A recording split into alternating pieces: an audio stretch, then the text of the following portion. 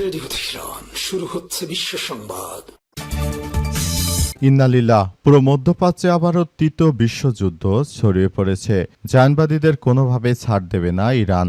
ইরানের নতুন নতুন ক্ষেপণাস্ত্র হামলায় দখলদার ইসরায়েলি বাহিনী পুরোপুরি তছনছ হয়ে গেছে। দখলদারদের কোনোভাবেই ছাড় দেওয়া হচ্ছে না। পরিস্থিতি এতটাই জটিল আকার ধারণ করেছে যে সবকিছু তছনছ করে দেওয়া হয়েছে। পুরো মধ্যপ্রাচ্য জুড়ে ইহুদিবাদী জায়নবাদীরা এখন আর কোনো কিছুই করতে পারছে না। পরিস্থিতি থমথমে অবস্থা বিরাজ করছে। আর এরই মাঝে আমাদের হাতে এসে পৌঁছেছে এই যুদ্ধের সর্বশেষ গুরুত্বপূর্ণ সবথেকে তাজা আপডেট সংবাদ আপনাদের জানিয়ে দিব। প্রথমেই জানাবো ট্রাম্পের যুদ্ধবিরতির মেয়াদ বাড়ানোর ঘোষণা নিয়ে যা বলল ইরান। ইরানের পার্লামেন্টের স্পিকার বাঘের গালিবাফ জানিয়েছেন যে মার্কিন প্রেসিডেন্ট ডোনাল্ড ট্রাম্পের যুদ্ধবিরতির মেয়াদ বাড়ানোর সিদ্ধান্ত ভিত্তিহীন। ট্রাম্পের এই সিদ্ধান্তকে প্রত্যাখ্যান করে ইরান জানিয়েছে যে ইরানের উপর কোনো শর্ত আরোপ করবে না ওয়াশিংটন। যদি শর্ত আরোপ করে তাহলে আমরা কখনোই যুদ্ধবিরতির আলোচনায় যাব না। এরপর জানাবো যুক্তরাষ্ট্রের সঙ্গে আলোচনা সত্য জানালো ইরান। আবারও অস্ত্রশস্ত্র তৈরি করছে মার্কিন যুক্তরাষ্ট্র। যে কোনো সময় আবারও ভয়াবহ যুদ্ধ শুরু হয়ে যেতে পারে। মার্কিন যুক্তরাষ্ট্র ইরানের উপর যে নৌ অবরোধ দিয়ে রেখেছে সেই নৌ অবরোধ বাতিল করতে হবে। তাহলে শুধুমাত্র ইরান এই ক্ষেত্রে আমেরিকার সঙ্গে যুদ্ধবিরতি আলোচনা করতে রাজি হবে। তবে যুক্তরাষ্ট্র নৌ অবরোধ তুলবে না এবং তারা ইরানের বিরুদ্ধে কার্যকর পদক্ষেপ নেওয়ার জন্য অস্ত্রশস্ত্র তৈরি করছে। এদিকে ইরানে হামলায় ক্ষতিগ্রস্ত ১৩০০ স্কুলের অধিকাংশই মেরামত সম্পন্ন হয়েছে জানালো ইরান। ইরানের শিক্ষামন্ত্রী আলীরেজা খাজেমজি জানিয়েছেন যে মার্কিন ইসরায়েলি হামলার ফলে দেশে প্রায় ১৩০০টি বিদ্যালয় ক্ষতিগ্রস্ত হয়েছিল। এর মধ্যে ৭৭৫টির বেশি মেরামত ইতিমধ্যেই শেষ হয়েছে। দেশটির রাষ্ট্রীয় সংবাদ মাধ্যম ইন্নাই তথ্য নিশ্চিত করেছে। তারা জানিয়েছে যে শিক্ষা ব্যবস্থা ভেঙে দিতেই এই ইহুদিবাদীরা এই ধরনের অনাকাঙ্ক্ষিত হামলা চালিয়েছিল। জানাবো ইরানের ড্রোন কিভাবে বিশ্বে ক্ষমতার ধারণা বদলে দিয়েছে। কয়েক বছর আগে ইসরায়েল লেবানন সীমান্তে হিজবুল্লাহর তৎপরতা সম্পর্কিত সামরিক প্রতিবেদনে প্রথম ইরানের ড্রোন বিষয়টি সামনে আসে। পরবর্তী সামরিক বিশেষজ্ঞরা ইয়েমেনের হুতিদের ব্যবহৃত ড্রোনগুলোর উৎস খুঁজতে গিয়ে তার সঙ্গে ইরানের যোগসূত্র খুঁজে পায় এবং সর্বশেষ বর্তমান যুদ্ধে ইরান শাহেদ ১৩৬ ড্রোন দিয়ে ইহুদিবাদী ইসরায়েলকে ধসিয়ে দিয়েছে। এবং সর্বশেষ জানাবো ভোলার তজুমুদ্দিনে ট্রলার ডুবে ২০ লাখ টাকার ক্ষতি। ভোলার তজুমুদ্দিনে ঢাকাগামী এমবি ফারহান লঞ্চের তীব্র ঢেউয়ের মনপুরাগামী একটি মালবাহী ট্রলার ঘটনাস্থলে ডুবে গেছে। আজ উপজেলার চৌমোহনী ঘাটে এই ঘটনা ঘটে। ট্রলারে থাকা স্কুল ফিডিংয়ের ৯৩৪ পিস রুটি, ১৫০ বস্তা মুরগির খাদ্য, ১১০ বস্তা চাল এবং ভোজ্য তেল সহ অন্যান্য মালামাল নদীতে ডুবে হারিয়ে গেছে। এতে অন্তত ২০ লক্ষ টাকার ক্ষয়ক্ষতি হয়েছে বলে ধারণা করা হচ্ছে। প্রিয় দর্শক, এতক্ষণ শুনছিলেন সংবাদ শিরোনাম, এবারে বিস্তারিত। তবে তার আগে বন্ধুরা অনুরোধ থাকবে এই সংবাদটিতে একটি লাইক দিন। এই চ্যানেলে আপনি নতুন হয়ে থাকলে আমাদের সংবাদটি দেখতে দেখতে চ্যানেলটি সাবস্ক্রাইব করে রাখুন। কমেন্ট করে বন্ধুরা আপনার মূল্যবান মতামত জানিয়ে দিন আপনি বিশ্বের কোন দেশ থেকে বা বাংলাদেশের কোন স্থান থেকে আমাদের সংবাদটি দেখছেন এবং শুনছেন। আর বন্ধুরা সংবাদটি আপনার সোশ্যাল মিডিয়া ফেসবুকে শেয়ার করে বন্ধুদেরও দেখার সুযোগ করে দিন। আর বন্ধুরা সংবাদটি আপনার সোশ্যাল মিডিয়ার ফেসবুকে পেজে শেয়ার করে বন্ধুদেরও দেখার সুযোগ করে দিন। এবারে বিস্তারিত সংবাদটি শেয়ার করে বন্ধুদেরকেও দেখার সুযোগ করে দিন এবং দেখতেই থাকুন আমাদের এই গুরুত্বপূর্ণ সংবাদ। ট্রাম্পের যুদ্ধবিরতি মেয়াদ বাড়ানো নিয়ে যা বলছে ইরান।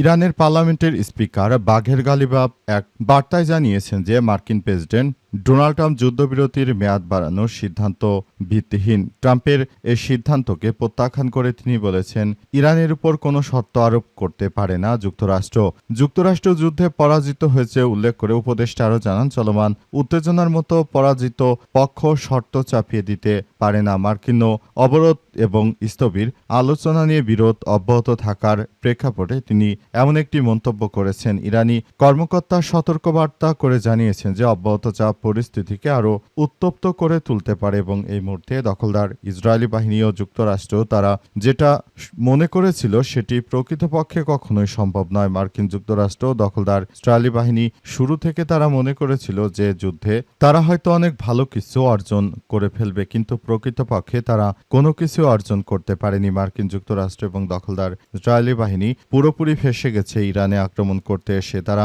শুরু থেকে এবার চরমভাবে ফেঁসে গেছে এবং তারা মনে করেছিল তারা হয়তো অনেক ভালো কিছু অর্জন করতে পেরেছে, কিন্তু পরিস্থিতি আসলে সেদিকে যায়নি, বরং পরিস্থিতি এখন ইরানের অনুকূলে রয়েছে বলে ইরানের পক্ষ থেকে নিশ্চিত করা হয়েছে। দখলদার ইসরায়েলি বাহিনী ও মার্কিন যুক্তরাষ্ট্র যুদ্ধে হেরে যাওয়ার পর তারা এই ধরনের ন্যাক্কারজনক ঘটনাগুলো ঘটিয়ে তারা যা শুরু করতে চায় সেটি আসলে সারা বিশ্বের মানুষকে চোখে আঙ্গুল দিয়ে দেখিয়ে দিয়েছে যে জায়নবাদীরা তারা এমনিতেই ইরানের উপর আক্রমণ চালিয়ে শুধুমাত্র নিজেদের কার্য হাসিল করতে চায়। এরা কখনোই কোনো ভালো কোনো মানুষ হতে পারে না। এরা সব সময় দখলদার, এরা পুরোপুরি একটি নরকের কীট।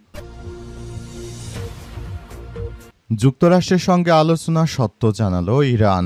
মোসাদের হয়ে গুপ্তচরবৃত্তির দায়ে বেসামরিক প্রতিরক্ষা কর্মকর্তার মৃত্যুদণ্ড কার্যকর। ইসরায়েলের গোয়েন্দা সংস্থা মোসাদের হয়ে গুপ্তচরবৃত্তির দায়ে দোষী সাব্যস্ত এক উচ্চপদস্থ বেসামরিক প্রতিরক্ষা কর্মকর্তার মৃত্যুদণ্ড কার্যকর করেছে ইরান। দেশটির বার্তা সংস্থা মিজান নিউজ এজেন্সি এক প্রতিবেদনে কথা নিশ্চিত করেছে। প্রতিবেদনে ওই কর্মকর্তার নাম মেহেদি ফরিদ বলে উল্লেখ করা হয়েছে। তে আরও বলা হয়েছে যে ইরানের সুপ্রিম কোর্ট তার সাজা বহাল রাখার উপর তাকে ফাঁসি দেওয়া হয়েছে।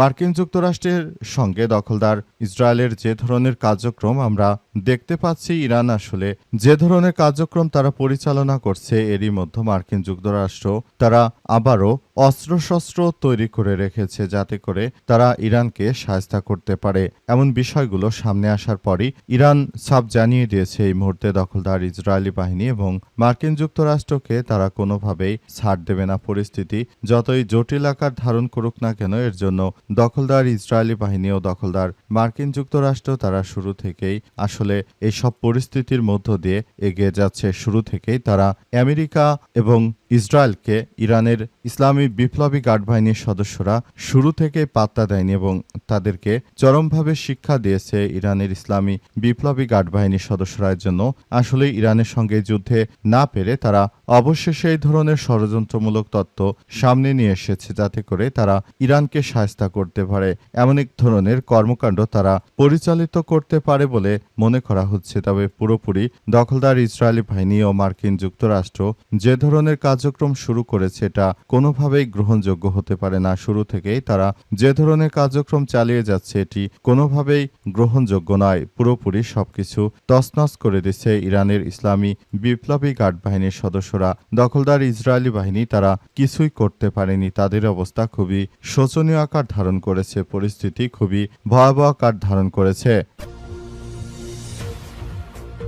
ইরানে হামলায় ক্ষতিগ্রস্ত ১৩০০ স্কুলের অধিকাংশই মেরামত করে ফেলেছে ইরান। ইরানের প্রতিরক্ষা আলী রেজা খাজেমি জানিয়েছেন যে মার্কিন ও ইসরায়েলি হামলার ফলে আমাদের দেশে প্রায় ১৩০০টি বিদ্যালয় ক্ষতিগ্রস্ত হয়েছে। এর মধ্যে ৭৭৫টি মেরামতের কাজ ইতিমধ্যেই শেষ হয়েছে। দেশটির রাষ্ট্রীয় সংবাদ মাধ্যম ইন্না এই তথ্য প্রকাশ করেছে। মন্ত্রী আরও জানান, গত ২৮শে ফেব্রুয়ারি থেকে শুরু হওয়া এই হামলায় অন্তত ২০টি বিদ্যালয় সম্পূর্ণ ধ্বংস হয়ে গেছে। সবথেকে বেশি ক্ষতি হয়েছে তেহরান, কেরমানশাহ, ইস্পাহান এবং হরমোজগান অঞ্চল। ক্ষতিগ্রস্ত বাকি বিশ্ববিদ্যালয়গুলোর সংস্কার কাজ আগামী অক্টোবরের মধ্যেই সম্পন্ন হবে বলে আশাবাদ ব্যক্ত করা হয়েছে। তবে তারা জানিয়েছে যে মার্কিন যুক্তরাষ্ট্র এবং দখলদার ইসরায়েলি বাহিনী তারা শুরু থেকে আমাদের উপর যে ধরনের অত্যাচার শুরু করেছিল, আমরা তাদের সেই অত্যাচারকে পাশ কাটিয়ে আমরা আল্লাহ পাকের রহমতে ঘুরে দাঁড়িয়েছি। ইরানকে কাবু করবে পৃথিবীতে এমন কোনো শক্তি আজ অব্দি সৃষ্টি হয়নি। ইরানের মানুষ তারা মহান আল্লাহ পাকের ভরসায় তারা কাজ করে, কখনোই তারা দখলদার জায়নবাদীদের জন্য কাজ করে না। পুরোপুরি সবকিছু তছনছ হয়ে যাচ্ছে মধ্যপ্রাচ্য জুড়ে।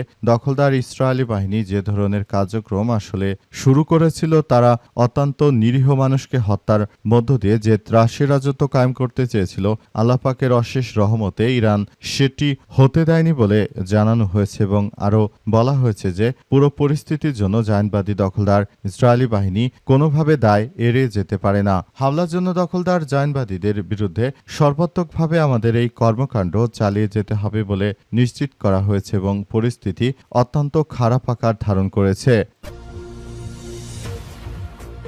ইরানের ড্রোন কিভাবে বিশ্বে ক্ষমতার ধারণা বদলে দিয়েছে? কয়েক বছর আগে ইরান এবং ইসরায়েলের মধ্যে শুরু থেকে যে যুদ্ধ হয়েছে, সেই যুদ্ধে কিন্তু তারা আসলে এগুলো দেখায়নি। পুরোপুরি পরিস্থিতি পাল্টে যায় যখন রাশিয়া ইউক্রেন যুদ্ধ শুরু হয়। তখনই কিন্তু ইরানের ড্রোনগুলো প্রথম রাশিয়া জনসম্মুখে এনেছিল।